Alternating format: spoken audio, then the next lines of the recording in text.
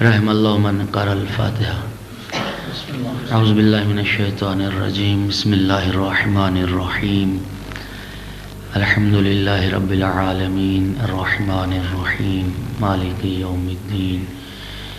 ایاک نعبد و ایاک نستعین. اہدنا الصراط المستقیم صراط الذین انعمت علیہم غیر المغضوب علیہم ولا الضالین. اللہم اغفر للمؤمنین والمؤمنات والمسلمین والمسلمات الاحیاء منہم والاموات. تابع لهم وبیننا وبینہم بالخیرات انکا مجیب الدعوات انکا علی کل شیء قدیر وبالاجابۃ جدیر. اللہم صلی علی محمد وآل محمد. سارے حضرات مل کے بلند آواز سے صلوات پڑھیں.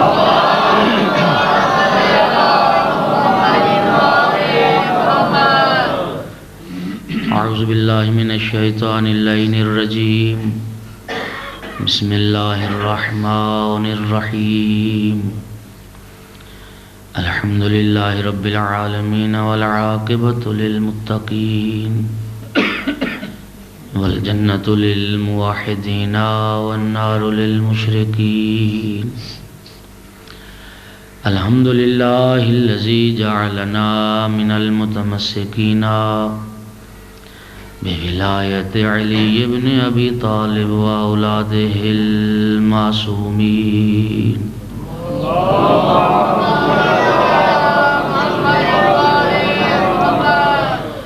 الحمد للہ الذی جعلنا من الباقین علی سید الشہداء واولادہ واصحابہ المظلومین. الصلاۃ والسلام والتحیۃ والاکرام علی رسولہ الکریم شفیع المذنبین انیس الغریبین رحمۃ للعالمین. اعنی العبد المؤید الرسول المسدد المحمود الاحمد المصطفى الامجد ابا القاسم محمد.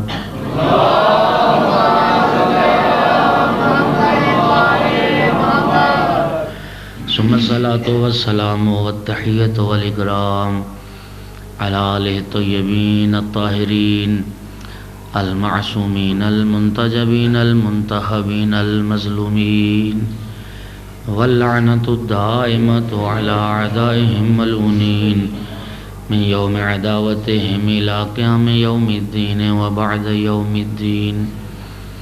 اما بعد فقال سبحانہ وتعالی فی کتابہ المجید. اعوذ باللہ من الشیطان الرجیم. بسم اللہ الرحمن الرحیم. قل لا اسألکم علیہ اجرا الا المودۃ فی القربى صلوات.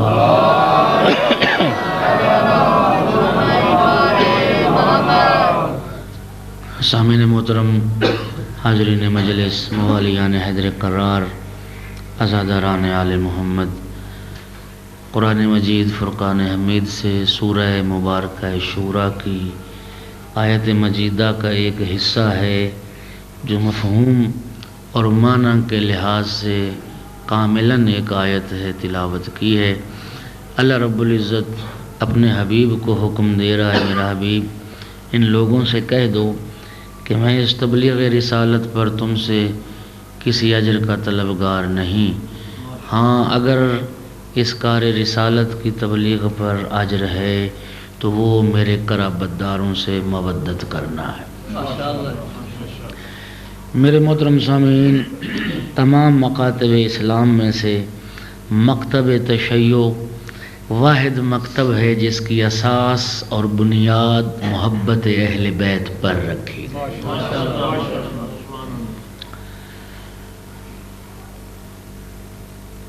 برید عجلی امام محمد باقر علیہ السلام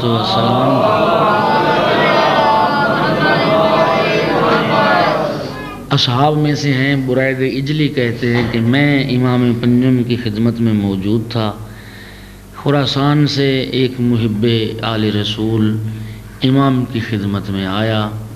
دور دراز کا سفر کر کے آیا تھا، جب مدینے پہنچا تو اس کے پاؤں پھٹ چکے تھے، قدموں سے خون رس رہا تھا، اور مولا کی خدمت میں پہنچ کے عرض کرتا ہے فرزند رسول، میں کسی دنیاوی لالچ کے لیے آپ کے پاس نہیں آیا، اور دنیا کا کوئی طمع، دنیا کی کوئی غرض مجھے آپ کے پاس نہیں لائی، صرف آپ اہل بیت رسول کی محبت ہے جو مجھے آپ کے پاس لائی ہے۔ فرزند رسول یہ تو فرمائیں اس محبت کا مقام کیا ہے اور اس محبت کا فائدہ کیا ہے؟ برائد کہتے ہیں کہ اس خراسانی کے سوال کے جواب میں امام باقر علیہ السلام نے فرمایا، اور میں ذمہ داری سے یہ جملہ عرض کر رہا ہوں، بڑی معتبر روایت ہے، امام علیہ السلام نے فرمایا جہاں تک محبت کے مقام کی بات کرتے ہو، فرمایا حل الدین الا الحب، فرمایا ہماری محبت کے علاوہ بھی کسی شے کا نام دین ہے؟ اصل دین، اساس دین، راس دین، کمال دین، اتمام دین، وہ تو محبت آل رسول ہے۔ اور جہاں تک سوال کیا نا تو نے فائدے کا کہ اس محبت کا فائدہ کیا ہوگا، تو مولا نے ارشاد فرمایا واللہ لو احبنا حجر فی هذه الدنیا لحشرہ اللہ معنا یوم القیامہ۔ اے خراسانی یاد رکھ، اگر اس دنیا میں کوئی پتھر بھی ہمارے ساتھ محبت کرے گا، اللہ قیامت کے دن اس پتھر کو بھی ہمارے ساتھ معشور فرمائے گا۔ اس لیے کہ سرکار دو عالم نے بھی فرمایا تھا المرء مع من احبا، انسان کا حشر نشر اسی کے ساتھ ہے جس سے وہ محبت کرتا ہے۔ توجہ فرما رہے میرے مکتب تشیع کی اساس اور بنیاد محبت آل رسول پر، محبت پیغمبر اور آل پیغمبر پر رکھی گئی، اور تاریخ اسلام میں کیسے کیسے عشق و محبت کے نادر نمونے اور بے نظیر اور بے مثال کارنامے۔ غزوہ تبوک کے لیے جب سرکار دو عالم نے نکلنے کا حکم دیا نا مسلمانوں کو، قبلہ کسی مکتب میں ایسے نمونے نہیں ملیں گے جیسی عشق کی داستانیں مکتب اسلام میں موجود، مکتب تشیع میں موجود۔ تبوک کے لیے نکلے تو کچھ منافقین عہد شکنی کرنے لگ گئے اور بہانے بنانے لگ گئے۔ سرکار نے خیر راہ سفر کو اختیار کیا تو کچھ لوگ کچھ دور تک جا کے کوئی ایک آدھ آدمی پیغمبر کا ساتھ چھوڑ دیتا تھا، اور لوگ اطلاع دیتے تھے یا رسول اللہ فلاں بھی گیا فلاں بھی گیا، تو پیغمبر فرماتے تھے کہ اگر اس میں کوئی خیر اور بھلائی ہے اللہ اس کو ہمارے ساتھ ملا دے گا، اور اگر اس میں کوئی خیر نہیں تو اچھا ہوا چلا گیا۔ چلتے چلتے ایک منزل پہ حضرت ابو ذر، ان کے ناقہ نے چلنے سے جواب دے دی، لاغر نحیف کمزور ناقہ تھا، اونٹنی تھی، وہ چلنے سے اس نے جواب دے دیا۔ حضرت ابو ذر مجبور ہو کے ناقہ کو وہیں چھوڑا۔ اب بڑا فاصلہ ہو گیا پیغمبر میں اور حضرت ابو ذر میں، پیدل چلنا شروع کیا۔ کسی نے پیغمبر کو اطلاع دی یا رسول اللہ ابو ذر بھی گیا۔ پیغمبر نے پھر وہی جملے فرمائے اگر اس میں خیر و بھلائی ہے اللہ اس کو ہمارے ساتھ ملا دے گا، اور اگر بھلائی نہیں ہے تو اچھا ہوا۔ لیکن حضرت ابو ذر نے چلنا شروع کیا، گرمی کا دن، شدت گرمی، اور حضرت ابو ذر پیدل چل رہے ہیں اسی راہ پہ جس راہ پہ کاروان رسالت آگے آگے جا رہا تھا۔ چند میل کا فاصلہ ہو گیا، پیاس نے غلبہ کیا۔ پہاڑ کے ایک دامن میں حضرت ابو ذر کی نگاہ پڑی ایک بڑا خوشگوار چشمہ۔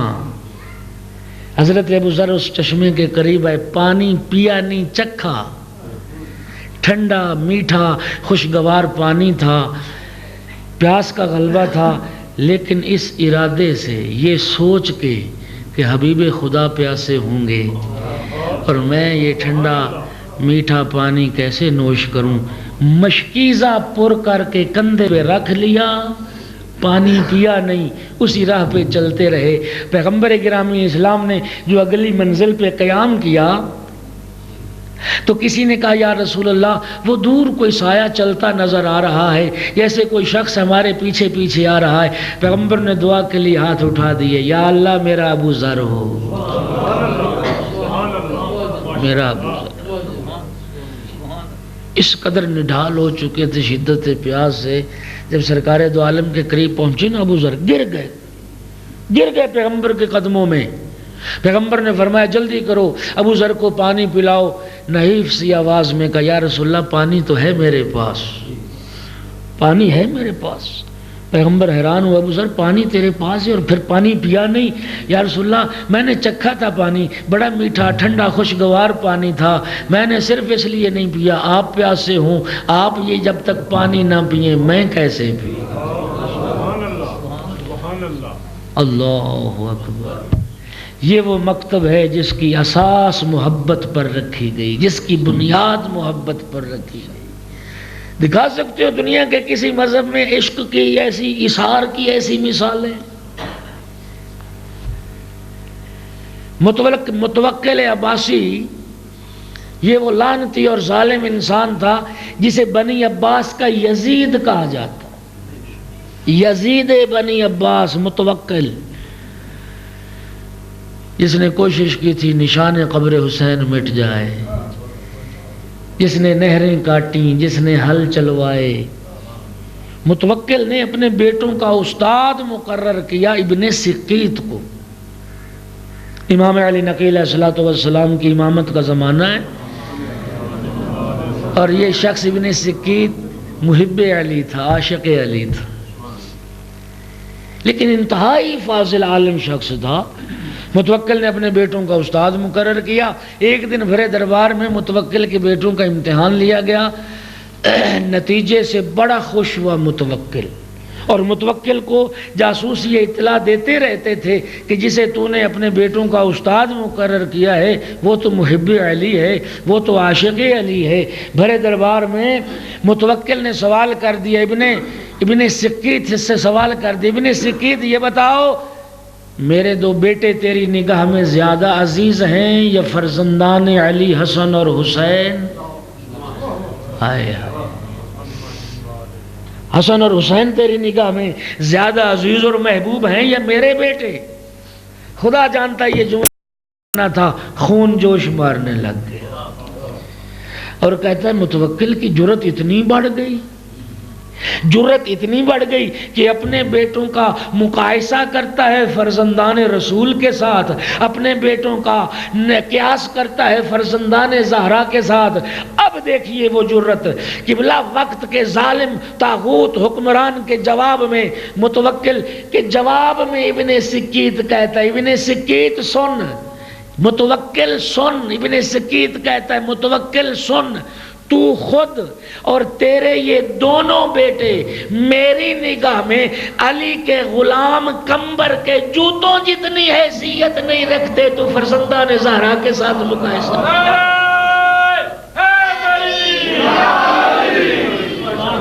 قبلہ یہ روایت میں لفظ نہ ہوتے تو میں نہ کہتا، روایت میں لفظ ابن سقیت کہتا ہے علی کے غلام کمبر کے جوتوں کا تسمہ مجھے تجھ سے بھی زیادہ عزیز ہے، تیرے بیٹوں سے بھی زیادہ عزیز۔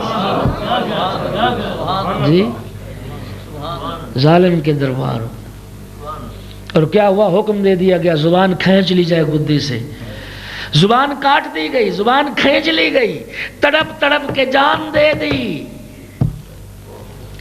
لیکن پاک امیر کی پاک محبت کو ہمارے لیے اگلی نسلوں میں چھوڑ گئے، اس لیے کہ یہ سودا مہنگا نہیں،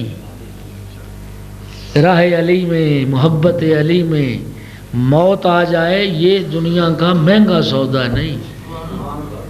آئے ہائے، دکھا سکتے ہو دنیا میں ایسی مثال کہ بلا دنیا تو تھوڑا سا خطرہ ہو جان چھپاتی پھرتی ہے، اور کیسے کیسے علی کے چاہنے والے تھے، کیسے کیسے آل رسول کے چاہنے والے تھے، موت کو سامنے دیکھ کے مسکراتے ہوئے کود جایا کرتے تھے۔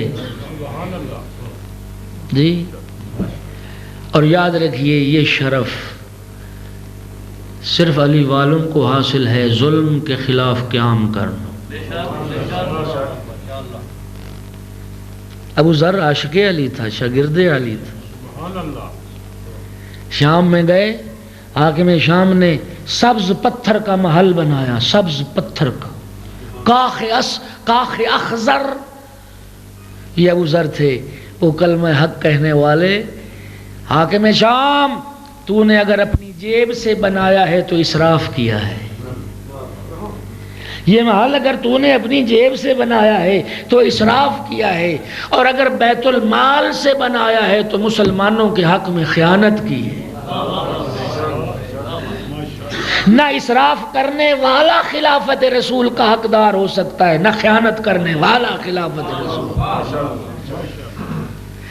جس دور میں ضمیر خرید لیے گئے ہوں، جس دور میں قلم خریدے جا چکے ہوں، جس دور میں زبانیں گنگ ہو گئی ہوں، اس دور میں اتنی جرت یہ علی کا عاشق ہی کر سکتا تھا، یہ پیغمبر کا تربیت یافتہ ہی کر سکتا تھا۔ جی، اور کیسی کیسی مثالیں تاریخ میں بھری پڑی ہیں، میں اس میں چلا گیا تو وقت سارا اس میں صرف ہو جائے گا۔ میں نے کل بھی جملہ کہا تھا اور آج پھر کہتا ہوں، تاریخ اپنے آپ کو دہراتی ہے۔ قبلہ جہاں بھی دیکھو گے کہ کسی ظلم کے خلاف کسی نے قیام کیا ہے، جہاں دیکھو گے کہ کوئی ظالم کے خلاف اٹھ کھڑا ہوا ہے، اس سے پوچھ لینا، تحقیق کر لینا، اس نے ظلم کے خلاف قیام کرنے کا درس علی والوں سے لیا ہے، کربلا سے لیا ہے۔ کربلا وہ درس گاہ ہے جو مظلوموں کو ظلم کے خلاف قیام کا حوصلہ عطا کرتی۔ اس لیے تو امام خمینی نے فرمایا تھا، 1000 سالہ شہنشاہت کو، نظام کو ٹھکرا دینا، لا شرقیہ لا غربیہ کا نعرہ لگا دینا، امریکہ و اسرائیل، امریکہ اور روس سے برات کا اظہار کر دینا، یہ امام خمینی نے جو نعرہ لگایا تھا کس بنیاد پر؟ امام خمینی کے وہ جملے تھے، ما ہرچے داریم از کربلا داریم، ہمارے پاس جو کچھ ہے وہ کربلا کے مرہون منت ہے، ہمارا انقلاب بھی کامیاب ہوا ہے تو کربلا کے مرہون منت۔ جی، دنیا میں تعارف کروایا، علی والوں کا سر فخر سے بلند کر دیا امام خمینی نے۔ توجہ ہے نا جی؟ اور ہر مظلوم، ہر مقہور اور ہر مستضعف اور ہر کمزور کے دل کی آواز بن گیا تھا امام خمینی۔ آپ کے معاشرے میں لوگ یہ کہتے تھے، ہمارے معاشرے میں بھی کوئی خمینی ہونا چاہیے۔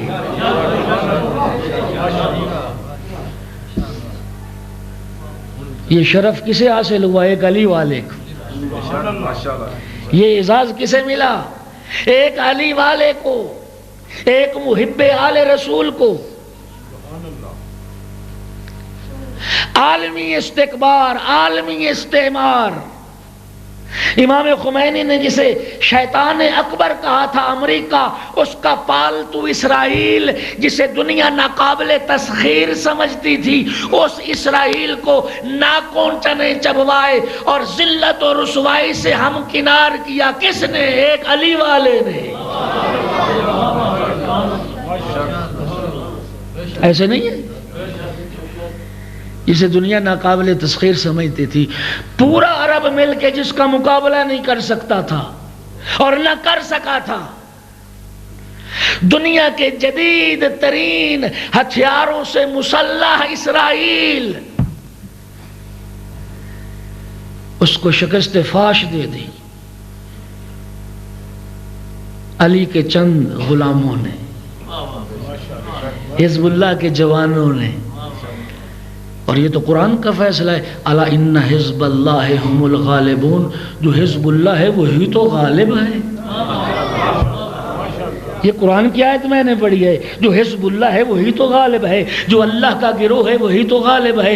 اللہ کا گروہ ہوتا ہی وہ ہے جو علی کا گروہ ہے۔ اس لیے کہ پیغمبر نے فرمایا تھا، حزبہ حزب اللہ، جو علی کا گروہ ہے وہی حقیقت میں اللہ کا گروہ ہے، اور جو اللہ کا گروہ ہے اسے شکست نہیں ہو سکتی۔ جی، دنیا میں تعارف کروایا، دنیا درس لے، اور پھر سب سے بڑھ کے نام نہاد سپر پاور، وہ شخص جسے دنیا کا طاقتور ترین انسان سمجھا جاتا ہے، نام نہاد سپر پاور کا صدر جو دنیا کا سب سے قوی شخص سمجھا جاتا ہے، عالمی استکبار شیطان اکبر، اس کے منہ پہ جوتے بھی مارے ہیں تو علی والے نے۔ جی یہ شرف بھی علی والوں کے حصے میں آیا ہے۔ ظلم کے خلاف ڈٹ جانا یہ علی والوں کا کمال ہے۔ میرے محترم سامعین، خوش نصیب ہے وہ بندہ جو اہل بیت رسول سے محبت کرتا ہے۔ یہ اس محبت کا کرشمہ ہے، توجہ فرمائیے، یہ اس عشق آل رسول کا کرشمہ ہے۔ محبت سوئی ہوئی صلاحیتوں کو بیدار کرتی، محبت چھپے ہوئے کمالات کو ظاہر کرتی، محبت ہے جو بزدل کو بہادر بناتی ہے، محبت ہے جو بخیل کو سخی بناتی ہے۔ توجہ فرمائیے، مرغی گھر کا پالتو پرندہ، انتہائی ڈرپوک پرندہ، تھوڑا سا خطرہ، تھوڑی سا ہٹ ہوئی مرغی بھاگی ڈری، لیکن جب اسی مرغی کے بچے نکل آتے ہیں تو پھر وہ خطرے پر بھاگتی نہیں ہے، پر پھیلا کے انسان پر حملے کے لیے تیار ہو جاتی ہے۔ کیوں؟ اب بچوں سے محبت کے آشنا ہو گئی۔ جب تک نہیں سمجھتی تھی محبت کیا ہے، بزدل تھی۔ اس ڈرپوک اور بزدل پرندے کو جرت کس نے عطا کی؟ محبت نے۔ توجہ فرمائیے، وہ پرندہ جو صرف اپنا پیٹ بھرنا جانتا تھا، جو دانے پہ لپکتی تھی، اب جب بچے ہو گئے محبت سے آشنا ہوگی، دانا دیکھتی ہے، خود نہیں کھاتی، بچوں کو بلاتی ہے۔ ایسا ہے یہ نہیں؟ بعض ماں باپ جو بڑے کاہل سست ہوتے ہیں، جب اولاد ہو جائے، وہ خاتون جتنی کاہل اور سست کیوں نہ ہو، نصف شب کو بھی بچہ اٹھ جاتا ہے تو ماں تڑپ جاتی، اٹھ جاتی۔ وہ جو پہلے ماں باپ کے بلانے پہ نہیں اٹھتی تھی، اب اٹھ رہی ہے۔ کیوں؟ اس وقت عشق و محبت کو نہیں سمجھتی تھی، اب جانتی ہے محبت کیا ہے۔ یہ محبت تو ہے جو حوصلہ عطا کرتی ہے، حرکت پیدا کرتی ہے، یہ جمود سے نکالتی ہے انسان کو، سوئی ہوئی صلاحیتوں کو بیدار کرتی ہے۔ میرے محترم سامعین، اگر مرغی بچوں سے محبت کرنے لگ جائے، انسان پہ حملے کے لیے تیار ہو جائے، وہ بزدل مرغی بہادر ہو جائے جسے بچوں کی محبت کا احساس ہو، اور جو علی سے محبت کرتا ہو بش کے منہ پہ جوتا مارے تو کیا کرے؟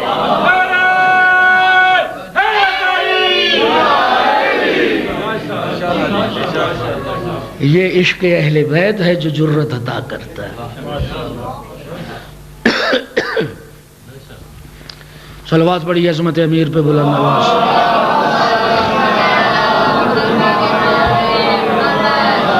اس لیے مودت و محبت کا سوال کیا گیا۔ جی بزدل کو ماننے والا بزدل ہی ہوتا ہے۔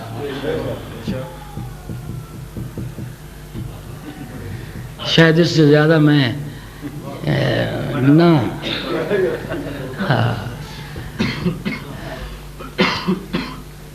پہاڑوں پہ چڑھنے والے جو انہیں مانتا ہے وہ پہاڑوں میں ہی چھپتے ہیں۔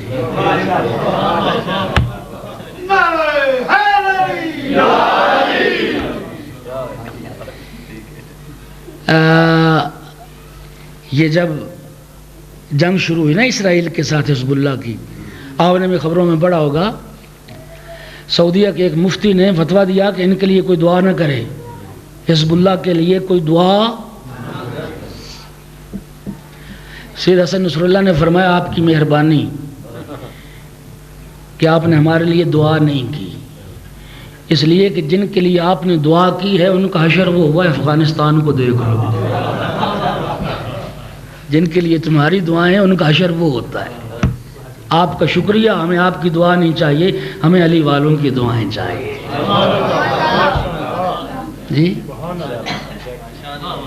سوئی ہوئی صلاحیتوں کو ابھارتا ہے عشق علی، اور اسی لیے محبت کا تقاضا کیا گیا تاکہ انسان جمود سے حرکت میں آ جائے اور بے عملی سے عمل کی دنیا میں آ جائے. اور امام صادق علیہ السلام کی وہ حدیث چل رہی تھی، امام نے کیا فرمایا؟ غنیمت سمجھو ان مجلسوں کو، ہمیشہ نہیں ملتی، یہ حسین کا صدقہ ہے، حسین کا صدقہ ہے. وقت نکالو، خود آؤ، بچوں کو لاؤ. میرے محترم سامعین، امام نے فرمایا تھا میری زندگی گزارنے کے 4 اصول ہیں. پہلا اصول عمل ہے. علی والا بے عمل تو نہیں ہوتا. ربیعہ بن کعب یہ سید الانبیاء کے خادم تھے، نوکر تھے، غلام تھے. 7 سال خدمت کی سرکار دو عالم کی. 7 سال کے بعد سرکار دو عالم کی خدمت سے رخصت ہونے لگے. سید الانبیاء نے فرمایا ربیعہ تو نے اتنا عرصہ میری خدمت کی ہے، تو اب جا رہا ہے، میرا دل چاہتا ہے تو کچھ مجھ سے مانگے میں تجھے دے دوں. تو مانگ میں تجھے عطا کروں. یا رسول اللہ، اللہ نے آپ کے صدقے سے سب کچھ ہی عطا فرمایا. فرمایا میری جو خواہش ہے کچھ مانگ میں تمہیں. ربیعہ کہتا یا رسول اللہ مجھے پھر ایک رات سوچنے کی مہلت دیں، ایک رات سوچنے کی مہلت دیں کہ میں کیا مانگوں آپ سے. رات گزر گئی. دوسرے دن سرکار رسالت کی خدمت میں حاضر ہوا. سرکار نے فرمایا ربیعہ مانگ. کہتا یا رسول اللہ میں اور تو کچھ نہیں مانگتا، صرف یہ مانگتا ہوں کہ دعا فرمائیں اللہ رب العزت مجھے جنت میں آپ کی رفاقت نصیب کرے.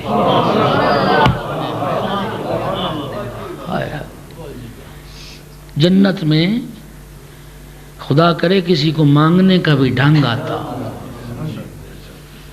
جنت میں مجھے آپ کی رفاقت چاہیے، میں جنت میں بھی آپ کے ساتھ رہوں. سرکار دو عالم نے فرمایا ربیعہ یہ خواہش تیرے ذہن میں کہاں سے آئی؟ عرض کرتا یا رسول اللہ میں رات بھر سوچتا رہا کیا مانگوں. مال دنیا مانگوں، بالآخر ختم ہو جائے گی دنیا. لمبی زندگی مانگوں، بالآخر مر جاؤں گا. کثرت اولاد کا سوال کروں، ان کا انجام بھی موت. ایسی چیز کا کیا مانگنا جس کا انجام فنا ہو. یا رسول اللہ میں نے یہ سوچ کے آپ سے یہ شے مانگی. اب سنیے جملے. سرکار دو عالم نے فرمایا ربیعہ سأفعل ذلک، میں تیرے لیے دعا کروں گا اور ضرور دعا کروں گا، لیکن ایک وعدہ تو بھی کر. سأفعل ذلک ولیکن اعنی بکثرت السجود، تیرے لیے دعا میں کرتا ہوں لیکن کثرت سجدہ سے تو بھی میرا مددگار بن جا.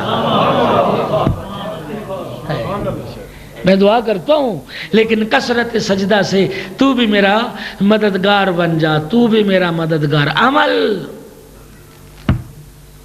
اس مکتب کی پہچان ہے. دوسرا اصول زندگی کی کیا تھا؟ کل عرض کیا، امام فرماتے علمت ان رزقی لا یاکلہ غیری فاطمئننت، مجھے علم ہے میرا رزق میرا غیر نہیں کھا سکتا، میں اللہ کی ذات پہ مطمئن رہتا ہوں. رازق اللہ ہے، رزق اللہ نے اپنے ہاتھ میں رکھا ہے.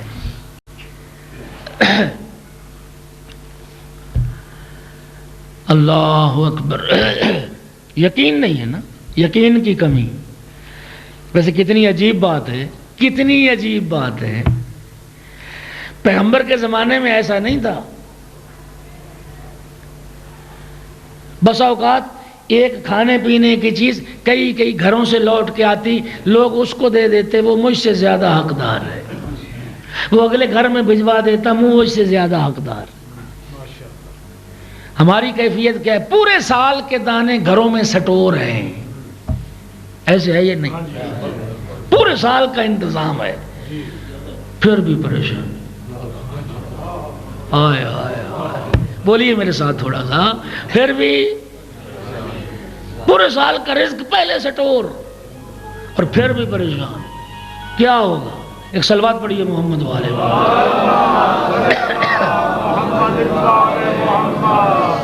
توجہ کرنا میرے محترم سامعین، رازق اللہ ہے، رزق اس کے ہاتھ میں ہے، وہ پہنچائے گا۔ نہج البلاغہ میں جناب امیر نے فرمایا، کل شاید عرض کیا، اما الارزاق مقسومۃ، رزق تقسیم کر دیے گئے، سبحان اللہ، رزق تقسیم شدہ ہے۔ رہ گئی یہ بات، کسی کا تھوڑا کسی کا زیادہ۔ سننا سننا، جس کا رزق وسیع ہے، جس کا رزق زیادہ ہے، وہ یہ نہ سمجھے اللہ مجھ سے بڑا راضی۔ جو تنگ دست ہے، جو فقیر ہے، وہ یہ نہ سمجھے اللہ مجھ سے ناراض ہے یا میں اللہ کی گرفت میں آ گیا ہوں۔ نہ، یہ تو امتحان کا گھر ہے، دنیا دار امتحان ہے، اور یہ امتحان کی کیفیتیں ہیں، کسی کو دے کے آزماتا ہے، کسی سے لے کے آزماتا ہے۔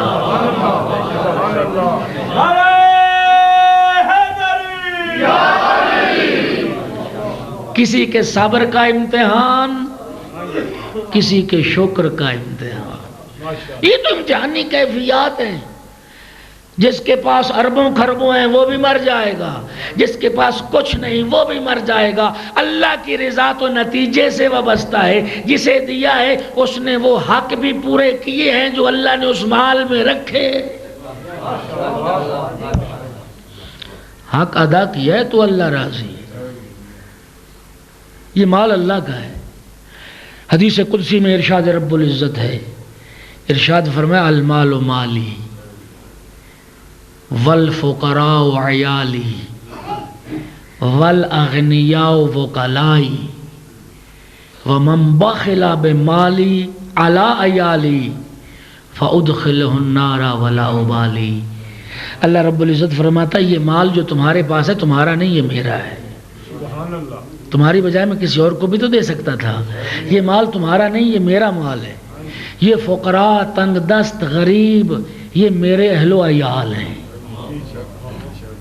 اور صاحبان ثروت غنی یہ میرے وکیل ہیں۔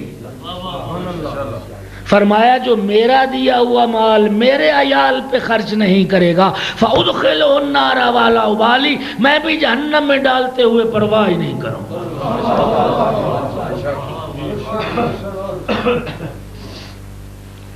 یہ تو امتحان ہے، کسی کو دے کے آزماتا ہے، کسی کی تنگ دستی میں اس کی آزمائش ہوتی ہے۔ توجہ فرما رہے ہیں؟ اور کوئی بندہ یہ نہ سمجھے، کوئی بندہ میں بڑا پڑھا لکھا ہوں، میں نے جی وہ بزنس اور کاروبار کے رموز کو سمجھ لیا ہے، میں کاروبار رموز سمجھتا ہوں، میں بڑا پڑھا لکھا ہوں، ہوشیار ہوں، چالاک ہوں، اس لیے میرے پاس رزق زیادہ ہے، اور جو پڑھا لکھا نہیں ہے، کاروبار کے رموز نہیں جانتا، اسے نہیں پتا کہ رزق کیسے اکٹھا کیا جاتا ہے۔ توجہ فرمائیے، رزق تیری ہوشیاری، چالاکی، پڑھے لکھے ہونے کا نتیجہ نہیں۔ قدر کرنا جملہ کہنے لگا ہوں۔ غورر الحکم میں جناب امیر المومنین کا جملہ ہے، میرے مولا علی نے فرمایا، جانتے ہو اللہ نے پاگلوں کو رزق کیوں دیا ہے؟ سنیے سنیے، بولیے میرے ساتھ، جانتے ہو اللہ نے پاگلوں کو رزق کیوں دیا ہے؟ مولا آپ ہی فرمائیں۔ جناب امیر فرماتے ہیں، اللہ نے پاگلوں کو رزق دے کے دنیا کو یہ سمجھانے کی کوشش کی ہے کہ رزق عقل کی بنیاد پر تقسیم نہیں ہوتا،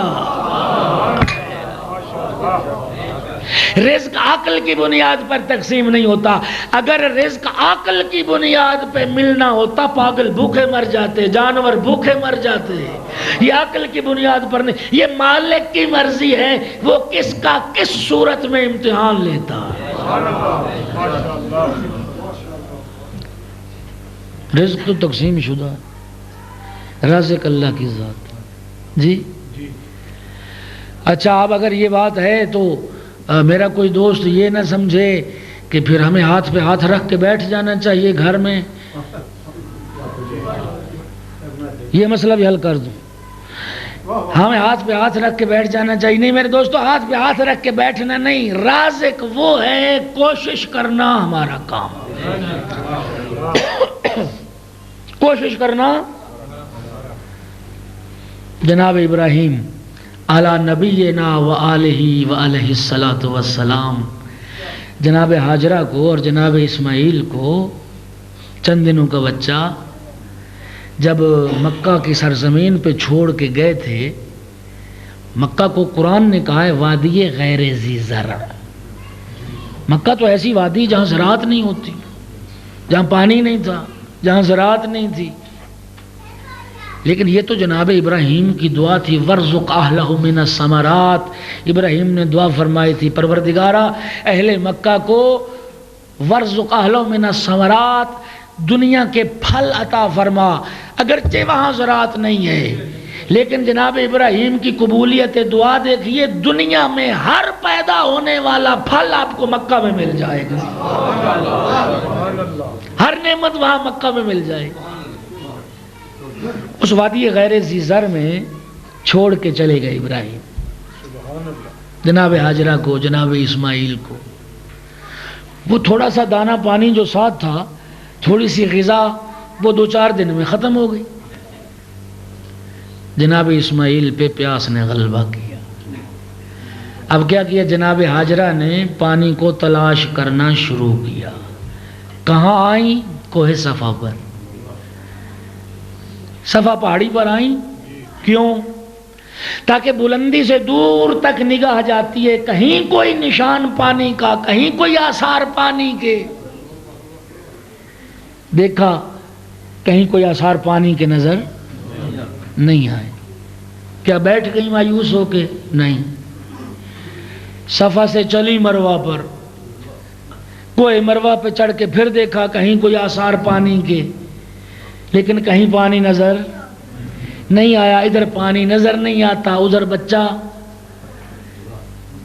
وہ شدت پیاس سے بلک رہا ہے۔ اچھا دیکھ لیا، صفا پہ چڑھ کے مروہ پہ چڑھ کے بیٹھ گئیں، نہیں، پھر صفا پہ آئے، پھر صفا پہ آئیں، شاید کہیں کوئی نشان مل جائے، نہیں ملا، پھر مروہ پہ آئیں۔ میرے محترم 2 بار دیکھ لیا، 4 بار دیکھ لیا، بیٹھ جاتی؟ نہیں، جب تک اللہ نے اس اپنی قدرت کاملہ سے اس چشمہ زمزم کو جاری نہیں کیا، جناب ہاجرہ کوشش کرتی رہیں، پانی کے لیے سعی کرتی رہیں۔ ایک اللہ پر توکل کرنے والی بی بی کا یہ عمل اللہ کو اتنا پسند آیا کہ پروردگار عالم نے اس خاتون کے اس عمل کو حج اور عمرہ کا رکن بنا دیا اور دنیا کو درس دیا، رازق میں ہوں، کوشش کرنا تمہارا کام۔ 7 چکر لگائے، صفا مروہ میں سعی کرتی رہی، کوشش کرتی رہی۔ جو رزق کے لیے کوشش تھی، اللہ رب العزت نے اس رکن کا نام ہی سعی قرار دیا۔ کسی کا حج عمرہ مکمل نہیں ہوتا جب تک سعی نہ کرے، اور پروردگار عالم کا یہ درس ہے، سعی کرنا تمہارا کام ہے، کوشش کرنا تمہارا کام ہے۔ 7 میں چکر سے جو پلٹ کے آئیں، کیا دیکھا؟ جہاں اسماعیل نے ایڑیاں رگڑی تھیں، اللہ نے چشمہ آب جاری کر دیا۔ اس کریم کی قدرت دیکھیے۔ مکہ سارا پہاڑی علاقہ، پہاڑوں میں گھرا ہوا ہے مکہ، بارشیں نہیں ہوتی ہیں، بہت کم ہوتی ہیں بارشیں۔ ہماری کیفیت تو یہ ہے نا جی، اگر چند ماہ بارش نہ ہو تو ہمارا زیر زمین پانی اور نیچے چلا جاتا ہے۔ صدیاں ہو گئیں، ہزاروں سال ہو گئے جس علاقے میں بارشیں نہیں ہوتی، قدرت کاملہ نے وہ چشمہ جاری کر دیا، سارا مکہ پیتا ہے لیکن اس چشمے میں کمی نہیں آئی۔ اب تو توکل کر جاؤ، اب تو یقین کر جاؤ۔ خدا فرماتا ہے میں تو وہاں سے بھی رزق دیتا ہوں جہاں سے تمہیں وہم و گمان بھی نہیں ہوتا، یرزقہ سبحان اللہ من حیث لا یحتسب، جہاں سے انسان کے وہم و گمان میں بھی نہیں، وہاں سے بھی وہ رزق عطا کرتا ہے۔ ماشاء اللہ رازق وہ ہے، کوشش کرنا ہمارا کام۔ ایک اور نمونہ سنیے، جناب عیسیٰ کی جب ولادت ہوئی، ولادت کا مرحلہ ہے، اللہ رب العزت نے حکم دیا بیت المقدس سے نکل جاؤ۔ جناب مریم کھجور کے ایک خشک درخت کے نیچے تشریف لے آئیں۔ قرآن اٹھائی، سورہ مریم میں تذکرہ موجود۔ جناب عیسیٰ کی ولادت ہو گئی، اب ماں کو غذا کی ضرورت تھی، غذا کی ضرورت تھی مریم کو۔ اللہ رب العزت نے کھجور کے خشک درخت کو تر و تازہ کر دیا۔ پھر رب العزت نے اس پہ کھجوریں لگا دیں، پھر کھجوروں کو پکا کے پھل تیار ہو گیا۔ اب آواز پروردگار آئی، حزی الیک بجذع النخلہ تساقط علیک رطبا جنیا، مریم کھجور کو تنے سے پکڑ کے ہلاؤ، یہ تازہ کھجوریں تم پہ گرائے گا، اپنی ضرورت کو پورا کرو۔ میں عرض کروں گا پروردگار خشک درخت کو تر و تازہ تو نے بنایا، پھل تو نے لگایا، پکا کے تیار بھی تو نے کر دیا، اب کھجوریں توڑ کے مریم کے سامنے پیش بھی کر سکتا تھا۔ آواز پروردگار آئے گی، جو کام مریم نہ کر سکتی تھی وہ میں نے کر دیا، اب کوشش کرنا مریم کا کام۔ کوشش کرنا، بس کسی کا زیادہ کسی کا تھوڑا، کوشش کرتے رہو۔ رازق اللہ کی ذات ہے، جو تیرا ہے تیرا غیر نہیں کھائے گا۔ تھوڑا کھا لو، حلال کھاؤ۔ جی وہ معروف حکایت میں عرض کر دوں، جناب امیر المومنین اپنے مرکب پہ سوار تھے، گھوڑے پہ، مسجد کوفہ کے دروازے پہ تشریف لائے نماز کے لیے۔ حضرت مسجد میں داخل ہو گئے، ایک شخص سے فرمایا کہ میرے اس راہوار کی تم حفاظت کرو۔ جناب امیر نماز کے لیے چلے گئے۔ نماز پڑھنے کے بعد جناب امیر نے جیب میں ہاتھ ڈالا، 2 درہم نکالے کہ اس نے میرے راہوار کی، میرے مرکب کی حفاظت کی ہے، اس کو اجرت دینی چاہیے۔ اب جو جناب امیر مسجد کے دروازے پہ پہنچے، راہوار غائب تھا اور گھوڑے کی لگام بھی غائب تھی۔ توجہ کیجیے، کیا کیا اس نے؟ وہ لگام اتار کے بازار میں جا کے اس نے 2 درہم کی بیچ دی۔ کتنے؟ 2 درہم کی۔ اور جناب امیر کے ہاتھ پہ کتنے تھے؟ 2 درہم۔ جناب امیر المومنین نے فرمایا اس انسان کا رزق 2 درہم تھا، آج اس کا رزق 2 درہم تھا، صبر کا مظاہرہ کرتا تب بھی 2 درہم تھا، خیانت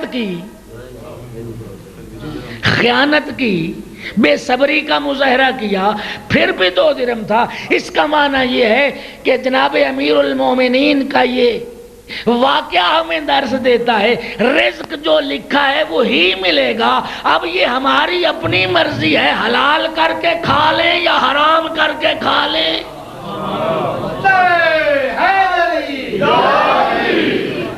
کھائے گا اتنا ہی جتنا اس کا مقدر ہے، خمس و زکوٰۃ ادا کر کے کھا لے تب بھی اتنا ہے، اور ادا نہ کر کے کھائے تب بھی اتنا ہے۔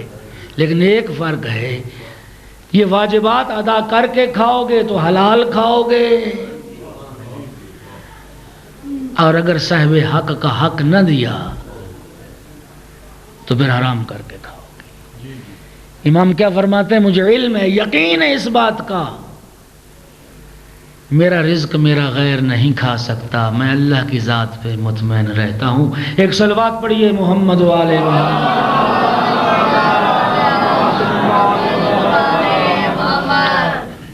عزاداران مظلوم کربلا، 4 محرم الحرام کا دن ہے۔ 2 محرم کو امام حسین علیہ السلام کربلا پہنچے۔ کربلا پہنچ کے امام حسین علیہ السلام نے 3 خط لکھے. ایک خط محمد حنفیہ کے نام، ایک خط تمام اہل کوفہ کے نام، اور ایک خط حبیب ابن مظاہر کے نام. کون ہے حبیب؟ قبلہ روایت موجود ہے، چند بچے کھیل رہے تھے، ایک بچے کو پیغمبر نے پکڑا، زانوں پہ بٹھایا، سر پہ شفقت کے ہاتھ پھیرے. اصحاب نے پوچھا یا رسول اللہ یہ بچہ کون ہے اور اس سے خصوصی محبت و شفقت کا راز کیا ہے؟ سرکار دو عالم نے فرمایا میں نے ایک دن دیکھا میرا حسین آگے آگے چل رہا تھا، یہ بچہ میرے حسین کے پیچھے پیچھے چل رہا تھا، حسین کے قدموں کی خاک اٹھا کے آنکھوں پہ لگاتا تھا، بوسے دیتا تھا. یہ بچہ حبیب ابن مظاہر ہے جو کربلا میں میرے حسین پہ اپنی جان قربان کر. حبیب امام حسین کا وہ ساتھی ہے جو پیغمبر کے صحابی تھے، امیر المومنین کے صحابی تھے، جنگ جمل میں، صفین میں، نہروان میں امیر المومنین کی نصرت اور حمایت میں لڑے. امام حسین علیہ السلام نے ایک خط حبیب کو لکھا، اور خط کا مضمون کیا تھا؟ من الحسین ابن علی الی الرجل الفقیہ حبیب ابن مظاہر الاسدی. یہ خط ہے حسین ابن علی کی طرف سے ایک مرد فقیہ کے نام. آپ کو عظمت کا شاید اندازہ نہیں ہوا. حبیب تیری عظمت کو سلام، جسے وقت کا امام حجت خدا رجل فقیہ کے نام سے. یہ خط ہے ایک رجل فقیہ کے نام، حبیب ابن مظاہر اسدی. اما بعد، مضمون لکھا فَإِنَّا نَزَلْنَا کربلا، حبیب ہم کربلا پہنچ چکے. فَقَدْ تَعْلَمُ قَرَابَتِ مِنْ رَسُولِ اللَّهِ، حبیب تو تو جانتا ہے نا میرا رسول سے کیا رشتہ ہے. ان اردت النصرت فاقدم الینا عاجلا، حبیب اگر ہماری مدد کا ارادہ ہو تو جلد کربلا پہنچ جاؤ. اجرکم علی اللہ، کوئی غم نہ دیکھو سوائے غم آل محمد. یہ خط بھیجا، کوفے کے راستے مسدود تھے، جاسوس ہر طرف پھیلے ہوئے تھے. بڑی مشکل سے امام حسین علیہ السلام کا قاصد حبیب کے دروازے پہ پہنچا. دوپہر کا وقت تھا، زوجہ کے ساتھ کھانا کھا رہا تھا. دق الباب کیا، حبیب اٹھا دروازے پہ. کون؟ انا برید الحسین. ایک آواز آئی، میں حسین کا قاصد. حبیب نے دروازہ کو، قاصد نے امام کا خط دیا. خط لیا، بوسہ دیا، آنکھوں سے لگایا، کھولا پڑا. لکھا تھا حبیب ہم کربلا آ گئے، تو جانتا ہے میرا رسول سے کیا رشتہ ہے، جلدی کربلا پہنچ. قبیلے والے، خاندان والے لوگ موجود تھے. جب انہیں اطلاع ہوئی نا کہ حسین نے بلایا، جاسوس ہر طرف پھیلے ہوئے تھے. قبیلے والوں نے پوچھا حبیب کیا ارادہ ہے؟ کہا میں بوڑھا ہو چکا ہوں، میں کہاں اب لڑنے کی طاقت رکھتا ہوں، میں کیسے کربلا جاؤں گا. قبیلے والے لوگ جب چلے گئے نا، زوجہ پوچھتی ہے حبیب کیا لکھا ہے حسین نے؟ کہا فرزند زہرا نے مجھے مدد کے لیے بلایا. حبیب کیا ارادہ ہے؟ زوجہ کے ایمان کو پرکھنے کے لیے کہتا ہے میں اگر چلا گیا نا، ابن زیاد گھر برباد کر دے گا، باغات اجاڑ دے گا، تو اسیر ہو جائے گی، لہٰذا میں نہیں جاؤں گا. خدا جانتا ہے.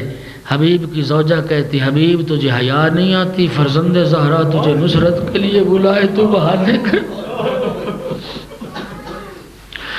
یہ جملہ روایت میں نہ ہوتا نہ پڑتا. حبیب کی زوجہ نے سر سے چادر اتاری حبیب کے سر پہ اور کربلا کا رخ کر کے کہتی فرزند زہرا کاش میں مرد ہوتی، میں آتی تیری نصرت کی. جب زوجہ کے ایمان کو پرکھ چکا نا، کہا گھبرا نہیں، میں جاؤں گا فرزند زہرا کی نصرت کے لیے، میں تیری آنکھوں کو ٹھنڈا کر دوں۔ گھر سے باہر نکلے، بازار میں جناب مسلم ابن اوسجا، یہ بھی امام کا وہ جانثار ساتھی ہے جو صحابی رسول تھے، مسلم ابن اوسجا مہندی خرید رہے تھے داڑھی کو خضاب کرنے کے لیے۔ مسلم پوچھتے ہیں حبیب بھائی یہ لوہاروں کا بازار گرم ہے، نیزے ڈھل رہے ہیں، تیر بن رہے ہیں، زہر میں بجھائے جا رہے ہیں، تلواریں تیز ہو رہی ہیں، حبیب خیریت تو ہے؟ کہا مسلم تو نہیں جانتا یہ سب فرزند رسول کے قتل کا سامان، اور مسلم میں اہم خبر رکھتا ہوں، فرزند زہرا کربلا پہنچ چکے ہیں، مجھے نصرت کے لیے بلایا ہے، تیرا بھی ارادہ ہو تو فرزند رسول کی مدد کے لیے پہنچ۔ جناب مسلم ابن اوسجا نے مہندی زمین پہ پھینکی، کہا اب یہ داڑھی اس مہندی سے خضاب نہیں ہوگی، نصرت حسین میں سر کے خون سے داڑھی کو خضاب۔ اللہ اکبر۔ غلام کو گھوڑا بھی دیا، تلوار بھی دی۔ حبیب نے کہا فلاں راستے پہ فلاں مقام پہ تو پہنچ اور میں کچھ دیر میں آتا ہوں۔ چھپتے چھپاتے غیر معروف راستوں سے حبیب جا رہے، دیر ہو گئی حبیب کو وہاں پہنچتے پہنچتے۔ ایک مرتبہ حبیب کے غلام نے دیکھا کہ حبیب کا گھوڑا آنسو بہا رہا ہے، حبیب کا گھوڑا رو رہا۔ جناب حبیب کا غلام گھوڑے سے کہتا ہے گھوڑا تو رو نہیں، اگر نہ آیا نا میرا آقا حبیب، میں تیری پشت پہ سوار ہو کے فرزند زہرا کی نصرت کے لیے جاؤں۔ یہ جملے گھوڑے سے کہہ رہا تھا غلام۔ حبیب نے یہ جملے سن لیے اور حبیب تڑپ کے کہتے ہیں فرزند زہرا تو اتنا غریب ہو گیا، کنیز زادے تیری نصرت کے لیے بے چین نظر آتے ہیں۔ ازادر و جناب حبیب قریب آئے، گھوڑے پہ سوار ہوئے اور غلام سے فرمایا جا میں نے تجھے راہ خدا میں آزاد کیا۔ غلام ہاتھ باندھ کے عرض کرتا ہے آقا جب تک اپنی خدمت کا معاملہ رہا مجھے ساتھ رکھا، اور جب فرزند رسول کی خدمت کا موقع آیا مجھے جدا کر رہے ہو۔ آقا مجھ پہ احسان کر، میں بھی جاؤں گا فرزند زہرا کی نصرت۔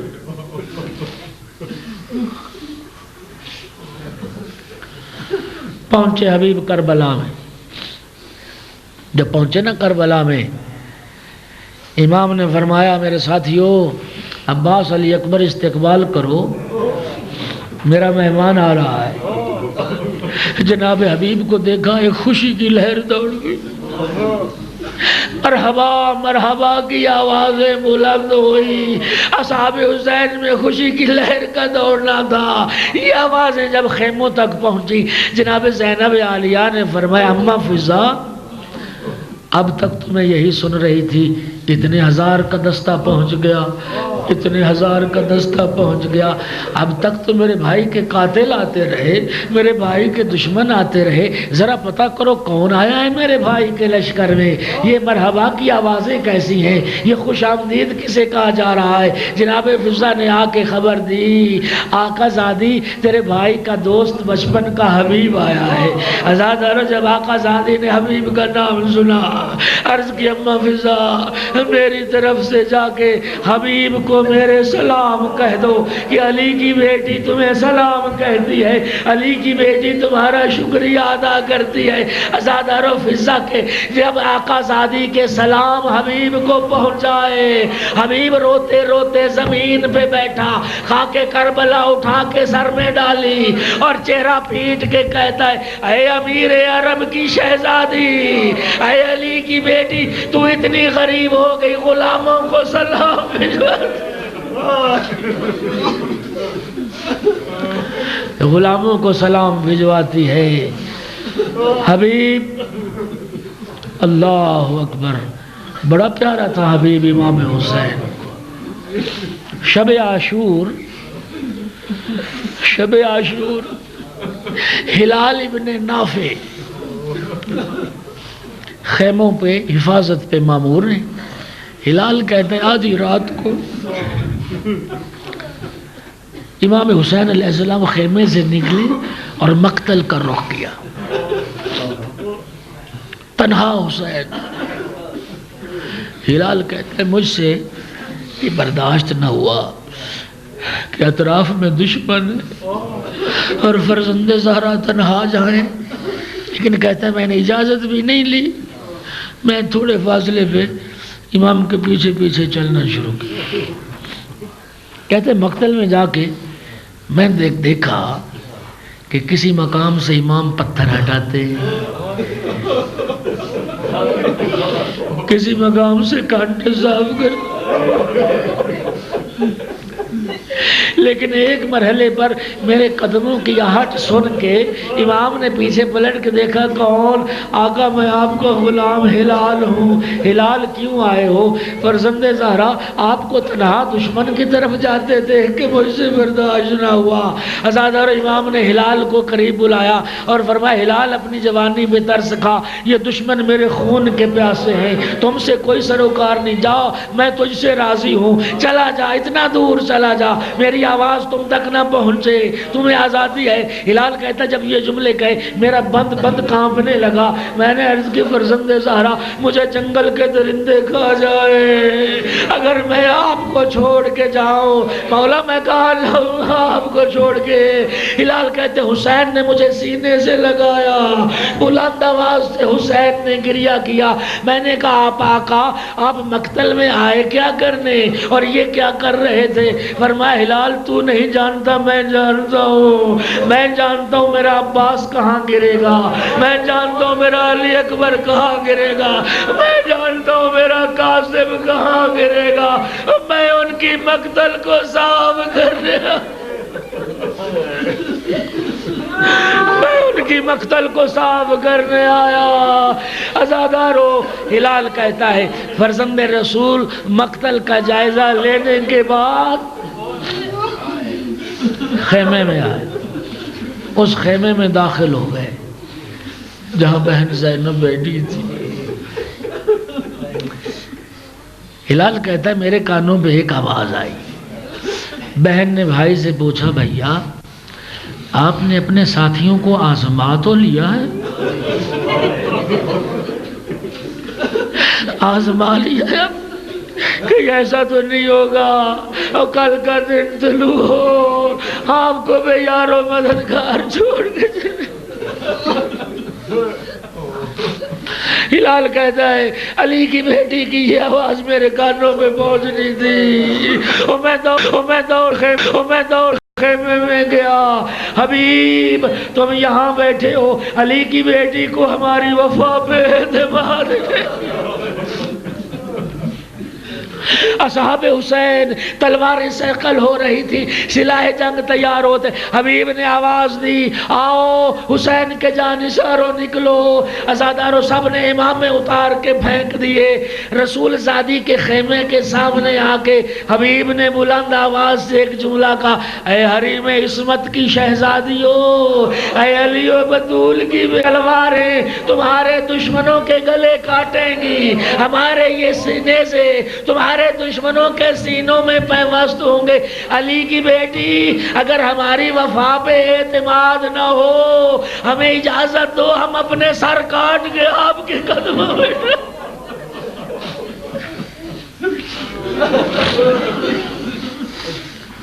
اللہ اکبر. عاشور کا دن چڑھا، حبیب آئے. آقا مجھے اجازت دیجیے. فرمایا تو میرے بابا اور نانا کی نشانی.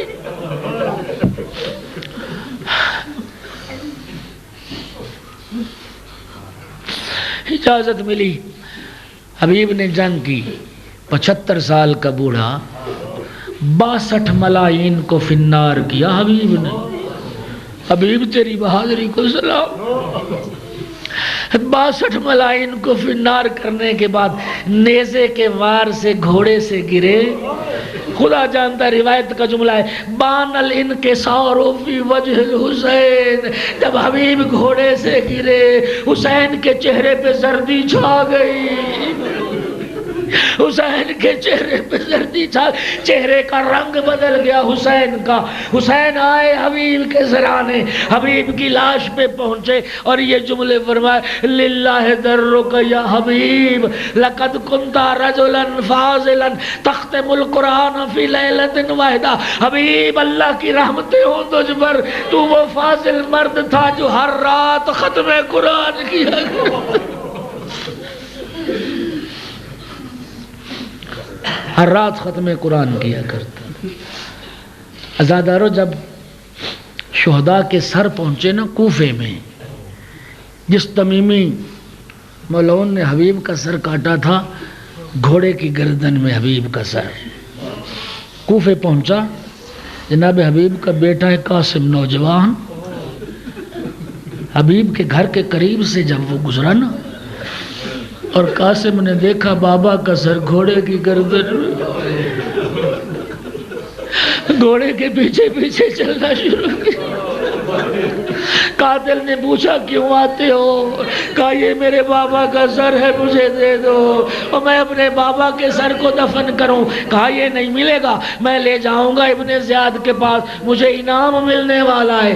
عزادارو قاسم گھر گئے، دوڑ کے ماں سے کہا اماں بابا آ گئے، اماں بابا آ گئے۔ عزادارو حبیب کی زوجہ نے چادر سنبھالی، بازار میں آئی، عجیب منظر دیکھا، گھوڑے کی گردن میں حبیب کا سر۔ عزادارو ایک مرتبہ حبیب کی آواز آئی، قاسم کی ماں علی کی بیٹیاں برہنہ سر بازاروں میں آ گئی، فاطمہ زہرا کی بیٹیاں ننگے سر بازار۔